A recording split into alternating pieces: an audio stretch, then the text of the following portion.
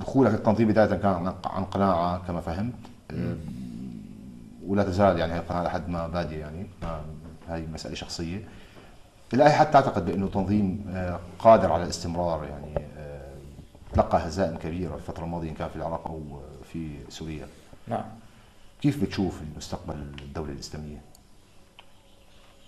والله بدك الصراحة، هي الدولة ما راح تفنى، مستمرة. بس الله أعلم، 10 سنين، مليون سنة، ما بعرف. بس اللي بعرفه محبين إلها كتير. هي الصراحة. ليش؟ بيحبوها، بيضحوا بحالهم. سمعت استشهاديين. ما بالك إنسان عم يضحي بنفسه من شان شو؟ يعني أنت خضعت لكافة هاي الدورات الشرعية والتدريبات وكل ما ذلك؟ وصلت مراحل أقصد الاستشهاد. التدريبات العسكرية آه. والتعبوية وما إلى ذلك. كيف يستطيع تنظيم كهذا التنظيم، يعني لا لن أستخدم كلمة غسيل العقول، ولكن إقناع هؤلاء الشبان المختلف الجنسيات بصواب هذا الطريق؟ هلا هي قناعة.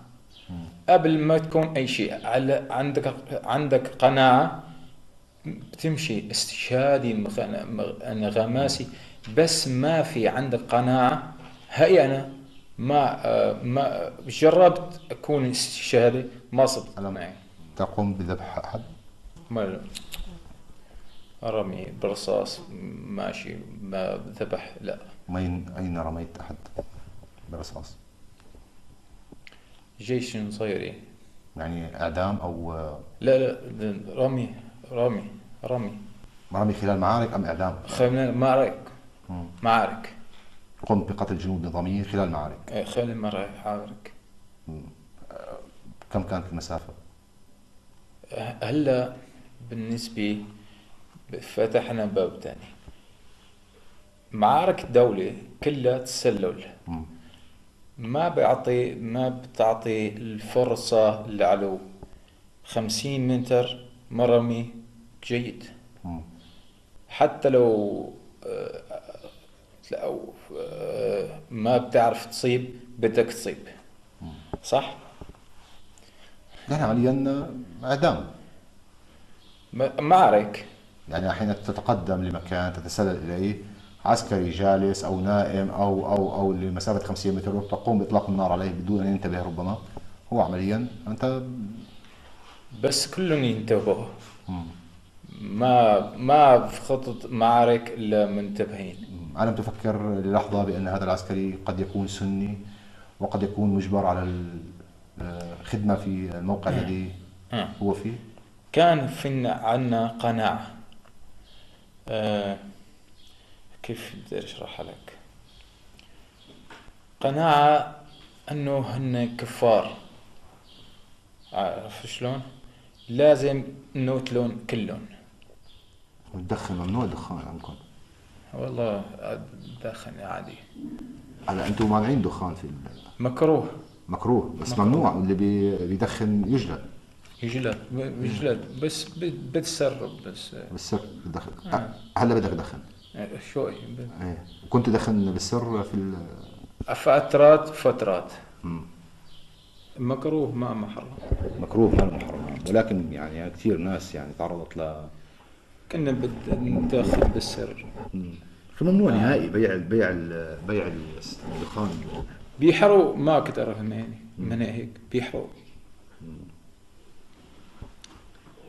تاجر بحرقوا لي الله معك. بس في مجالس خاصة. حتى الخمر في الإسلام بداية لم يكن محرم، يعني حرم على أيام عمر. هل كان في احتمال لأنه يصير يعني ما ممكن؟ ما ممكن. لأنه في بعض يعني بتعرف دخان وكتير. يلا بالسر. من كان يذهب لتنفيذ عملية انتحارية كان يعطى في بعض الأحيان أدوية معينة ولا ممكن. كان يذهب صراحة. بكل إرادة. بإرادته الشخصية، بقناعته. كنتم تودعونه تبكون؟ نبكي عليه ونودعه بس. الله معك بس. هل تعرف أحد أصدقائك المقربين ذهب في عملية من هذا النوع؟ واحد كتير مصري، في شامي، أنصاري، كتير. هل كان في طقس معين لتوديع هؤلاء الشبان يعني؟ هلا هني والله ما بتصدق إذا بقول لك هني أكثر من عاديين. ما فيهم